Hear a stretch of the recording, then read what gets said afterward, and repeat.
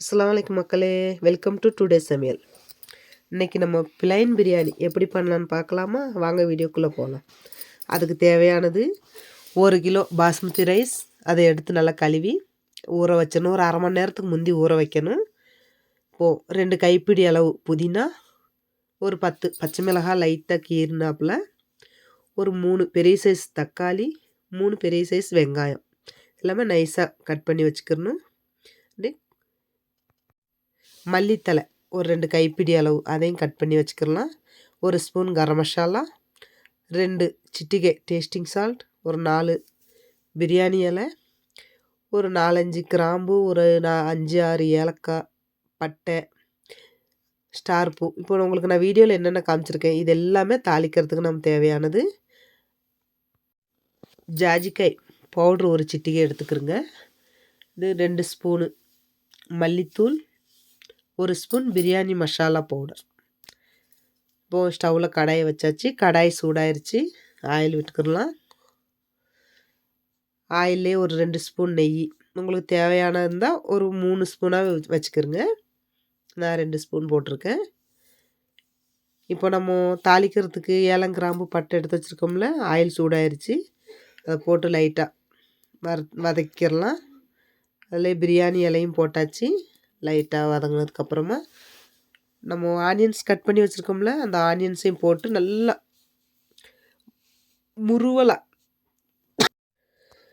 முருவலாக வதக்கிடணும். இப்போது நம்ம ஒரு பெரிய சைஸ் லெமனு அதை கட் பண்ணி சாறு எடுத்துக்கிடலாம். அதே போல் 1 கப்பு தயிர் எடுத்து வச்சுருக்கோம். இப்போ நல்லா ஆனியன்ஸ் நல்லா முருவி வந்துருச்சு.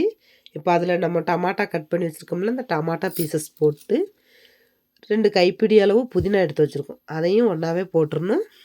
போட்டு இப்போது நம்ம ரைஸ்க்கு தேவையானது, இப்போ 1 கிலோ ரைஸுண்டா 2 கிளாஸ் வரும். 2 கிளாஸுக்கு 3 கிளாஸ் தண்ணி எடுத்து வச்சுருக்கோம் பக்கத்தில். அதே மாதிரி இப்போது 2 கிளாஸு தண்ணி எடுத்து வச்சுருக்கோம். 2 கிளாஸ் ரைஸுக்கு 2 ஸ்பூன் சால்ட்டு, 1 கிளாஸுக்கு 1 ஸ்பூனு. அதே மாதிரி 1/2 கிலோ அரிசிக்கு 1 ஸ்பூனு. 1 கிலோனால 2 ஸ்பூன் சால்ட் போட்டுக்கலாம்.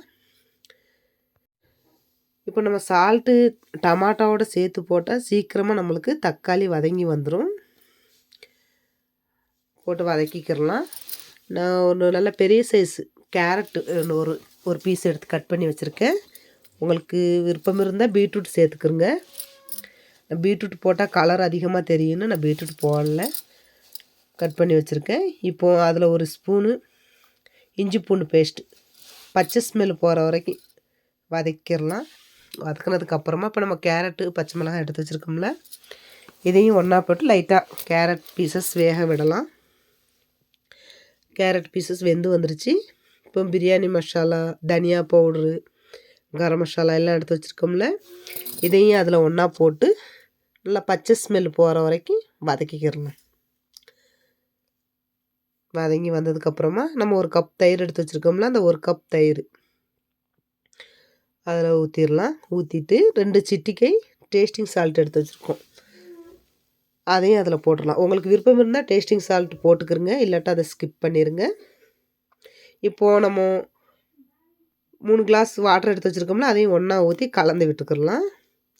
கலந்து விட்டதுக்கப்புறமா மூடி போட்டால் ஒரு 5 நிமிஷத்துலேயே கொதி வந்துடும். தண்ணி கொதி வந்ததுக்கப்புறமா நம்ம ரைஸ் கழுவி வச்சுருக்கோம்ல, ஊற வச்சுருக்கோம், அந்த ரைஸ் எடுத்து அதில் போட்டுடலாம்.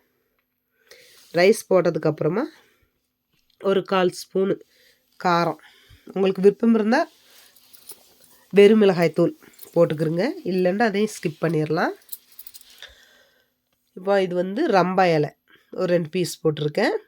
இது நம்மளுக்கு பிரியாணி நல்ல ஒரு ஸ்மெல்லுக்காக வேண்டி போட்டு ஒரு கொதிக்க விடலாம்.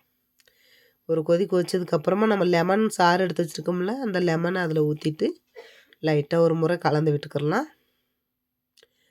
லைட்டாக கிளறினதுக்கப்புறமா நம்ம ஒரு 2 கைப்பிடி அளவு மல்லித்தலை கட் பண்ணி வச்சுருக்கோம்ல, அந்த மல்லித்தலையை தூவி விட்டுடலாம். தூவி விட்டுட்டு நம்ம இப்போ இதுக்கு தம் போடணும். தூவி விட்டதுக்கப்புறமா மூடி போட்டு அது மேலே வெயிட்டாக ஒரு கல் என்னமாதிரி எடுத்து வச்சுட்டு ஒரு 20 நிமிஷம் அப்படியே வேக விடலாம். சிம்லேயே வச்சு வேக விடலாம். ஒரு 20 நிமிஷம் போனதுக்கப்புறமா பிரியாணி ரெடி. சாதா பிரியாணி ரெடி. உங்களுக்கு என் வீடியோ பிடிச்சிருந்தா லைக் பண்ணுங்கள், ஷேர் பண்ணுங்கள், சப்ஸ்கிரைப் பண்ணுங்கள், பெல் ஐக்கானை கிளிக் பண்ணுங்கள். உங்கள் ஃப்ரெண்ட்ஸ் அண்ட் ஃபேமிலிக்கு ஷேர் பண்ணுங்கள். அவ்வளோதாங்க. சுட சுட சுட சுட டேஸ்டியாக நல்லா கமகமக்க மணமணக்க சாதா பிரியாணி ரெடி. நீங்களும் ஒரு முறை ட்ரை பண்ணி பாருங்கள். எப்படி இருந்துச்சுன்னு எனக்கு காமெண்ட்டில் வைங்க. லைட்டாக கிளறி விட்டுக்கிறணும். லைட்டாக கிளறி விட்டதுக்கப்புறமா ஸ்டவ் ஆஃப் பண்ணிடலாம். அவ்வளோதாங்க. மணமணக்க கமகமக்க சாதா பிரியாணி ரெடி. நீங்களும் ட்ரை பண்ணுங்கள்.